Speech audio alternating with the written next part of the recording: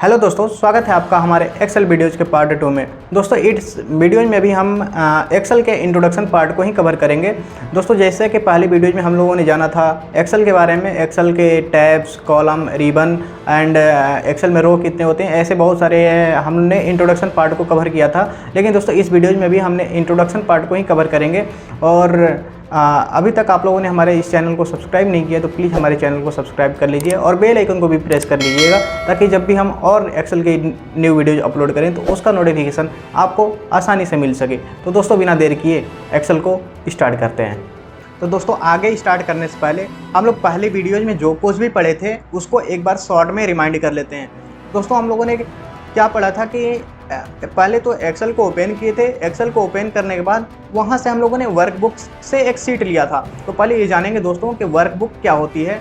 तो वर्कबुक जो दोस्तों होता है ना, वो एक हमारे क्या है, वो एक फाइल होती है, ठीक है। और उसके बाद हम लोगों ने जाना था कि वर्कबुक से हम लोगों ने एक शीट लिया था, तो जिसको हम कह सकते हैं कि वर्कबुक जो होता है, workbook is a collection of sheet. It means कि जो वर्कबुक होता है वो शीट का क्या होता है, कलेक्शन होता है। उसके बाद हम लोग ये जाने थे कि दोस्तों एक्सेल में टोटल रो कितने होते हैं और टोटल कॉलम्स कितने होते हैं। दोस्तों अगर हम रो की बात करते हैं तो जो एक्सेल में जो टोटल रो थे वो आपको बता दें, जो एक्सेल में जो टोटल रो थे वो 1 से स्टार्ट हुए थे और जो टोटल रो थे वो 10,48,576 थे। इट मीन्स कि जो टोटल एक्सेल शीट में जो टोटल रो हैं वो 10,48,576 है। और रही बात हम कॉलम्स की बात करते हैं, तो दोस्तों जो कॉलम हमारा है ना एक्सेल शीट में, वो क्या होता है कि वो ए से स्टार्ट होता है और जो टोटल जो एक्सेल शीट की जो लास्ट कॉलम है वो हमारा क्या है, वो XFD है, ठीक है। और दोस्तों हम लोग ये भी जाने थे कि सेल क्या होता है। जैसे कि आप ये देख सक रहे हो कि इसको हम लोग बॉक्स, जो ये बॉक्स दिख रहा है, इसको हम लोग बॉक्स नहीं बोलेंगे, इसको हम लोग सेल के नाम से जानते हैं। हमने पहली वीडियोज में बताया भी है। और इसको हम लोग सेल के नाम से जानते हैं। और सेल क्या करता है, a interaction of row and columns, ये रो और कॉलम को इंटरेक्ट करता है। ये क्या करता है, रो और कॉलम को इंटरेक्ट करता है, ठीक है। और दोस्तों आगे बढ़ते हैं। और जो हम लोग क्या बताए थे कि जो हर एक सेल का एक एड्रेस होता है। जैसे कि आप देख सकते हो, अगर हम यहाँ पर हैं तो आप देख सकते हो इस सेल का एड्रेस यहाँ पे C6 है। इट मीन्स कि आप इससे हमें ये पता चल जाएगा कि हम C कॉलम के 6th रो में हैं, ठीक है। अगर दोस्तों जैसे कि अगर हमने इस तरह से सेल को सेलेक्ट किया तो क्या हम इसको डिफाइन कर पाएंगे? हमने तो इसको डिफाइन कर दिया था कि जैसे कि यहाँ पे हैं तो हमें पता चल गया कि B1 इट मीन्स कि B कॉलम और फर्स्ट रो में है। हम यहाँ पर हैं तो हमें पता चल गया था कि J13 इट मीन्स कि J कॉलम 13 रो में है। तो दोस्तों जिस तरह से हम लोग हर एक सेल को डिफाइन किए थे, इट मीन्स कि हर एक सेल का एक एड्रेस होता है। जैसे कि यहाँ पे देख सकते हो हम B5 इट मीन्स कि इस सेल का एड्रेस B5 है। मेरा मतलब कि आप B कॉलम और 5th रो में हो। लेकिन दोस्तों जब आप इस तरह से अगर सेल को सेलेक्ट करते हो, क्या इसको आप डिफाइन कर पाओगे?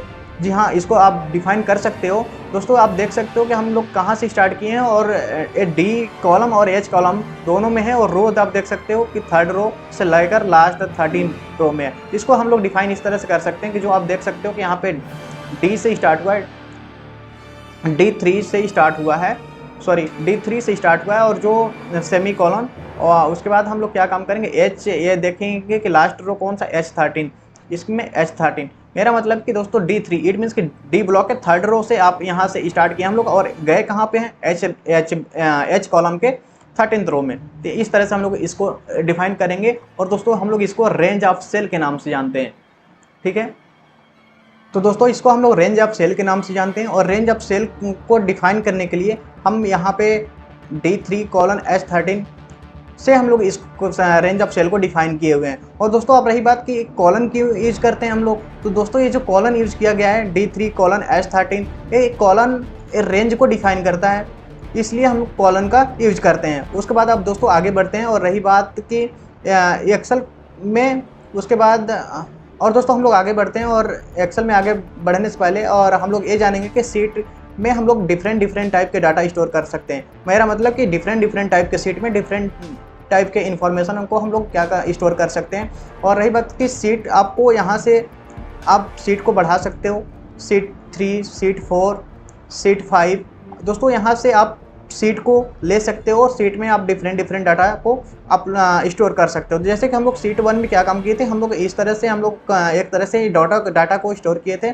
और जैसे 6.5 में हम लोग क्या काम करते हैं, कोई भी इन्फॉर्मेशन या कोई भी डाटा को हम लोग क्या काम करते हैं, कोई भी जैसे कि हम लोग अपना ही नेम ले लेते हैं यहाँ पे, जैसे कि दिलीप जायसवाल ले लिया यहाँ पे और विकास ले लिया। ऐसे जैसे कि हम लोग यहाँ पे जो भी इन्फॉर्मेशन हो हम यहाँ पे स्टोर करते हैं। तो दोस्तों क्या होता है कि मेरा जो इन्फॉर्मेशन है वो सेफ रहता है। यहाँ तक कि हम सीट 1 में हम अपना डाटा स्टोर किया, फिर सीट 5 में कुछ और डाटा स्टोर कर दिया।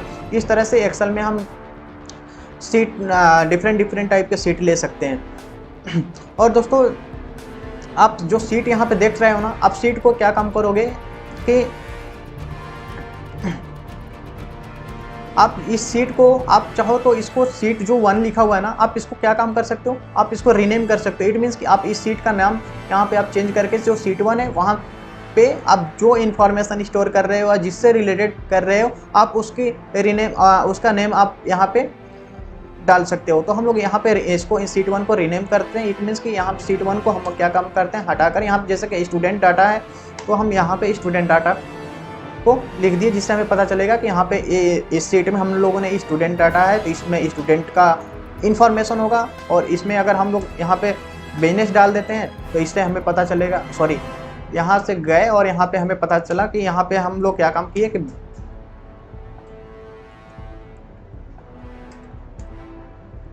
इस सीट का हम लोग ने बिजनेस डाल दे दिया। तो इससे हमें पता चलेगा कि ये यहाँ पे हम लोग सीट 1 में हम लोग क्या काम किए थे, स्टूडेंट डाटा, यहाँ पे हम लोग स्टूडेंट का डाटा अपलोड किए थे। और हमें यहाँ पे बिजनेस जो सीट दिख रहा है यहाँ पे हमें पता चलेगा कि यहाँ पे हम लोग बिजनेस से रिलेटेड कोई भी इंफॉर्मेशन स्टोर किया था। तो और दोस्तों जो आप इस सीट को क्या काम कर सकते हो, इस सीट को तो आप देख सकते हो यहाँ पे रीनेम करके तो आपने अपना नेम इस सीट का दे दिया। लेकिन उसके बाद अगर आप चाहते हो इस सीट को डिलीट करने के लिए तो आप सीट को डिलीट कर सकते हो, यहाँ पे रीनेम कर सकते हो। अगर कुछ इंसर्ट करना है तो फिर से इंसर्ट कर सकते हो। यहाँ पे टैब कलर, यहाँ पे आप इस जो सीट का यहाँ पे देख रहे हो कि जो बैकग्राउंड वाइट दिख रहा है इसकी टैब कलर करके आप यहाँ पे देख सकते हो रेड दे दिए। इसके में बहुत सारे ऐसे ऑप्शन हैं जो आप कर सकते हो। लेकिन दोस्तों एक बात आपको जानना बहुत ज़रूरी है कि जैसे आप अगर सीट को अगर डिलीट कर देते हो बाय द वे, अगर आपको गलती से आपकी जहाँ पे आपने अपना इन्फॉर्मेशन स्टोर किया है अगर गलती से वो सीट डिलीट हो जाती है तो दोस्तों आप उसको वापस नहीं ला पाओगे। अगर आपका सीट का अगर कोई भी डाटा इन्फॉर्मेशन अगर डिलीट हो जाता है बाई मिस्टेक तो आप क्या काम कर सकते हो, उसको वापस ला सकते हो। जैसे कि अगर मेरा D3:S13 है, अगर दोस्तों ये मान लो डिलीट भी हो गया ना तो इसको हम लोग क्या काम करेंगे, कंट्रोल और दोस्तों आप शॉर्टकट की के हेल्प से आप इस जो डिलीट किए हुए डाटा को वापस ला सकते हो। जो शॉर्टकट की यूज करते हैं हम लोग वो है कंट्रोल के साथ अगर आप जेड प्रेस करते हो तो आप देख सकते हो यहाँ पे जो हमने डाटा डिलीट किया था वो मेरा वापस आ चुका है। मेरे मतलब दोस्त कि जब भी हम किसी इन्फॉर्मेशन को डिलीट कर देते हैं सीट से, अगर मान लो यहाँ पे मेरा नेम है और यहाँ से अगर हम इसको डिलीट कर देते हैं तो इसको वापस करने के लिए आप सिंपल से क्या काम करोगे, कंट्रोल और जेड को प्रेस करोगे। आप देख सकते हो यहाँ पे जो मेरा नेम था वो वापस आ गया है। तो दोस्तों हम आपको ये समझाना चाहते हैं कि आप जो सीट के अंदर के जो भी इंफॉर्मेशन है या डाटा जो भी है आप उसको डिलीट करके वो उसको वापस ला सकते हो। और लेकिन गलती से भी आपने इस सीट को डिलीट कर दिया, आप मेरे कर्सर को फॉलो करिएगा।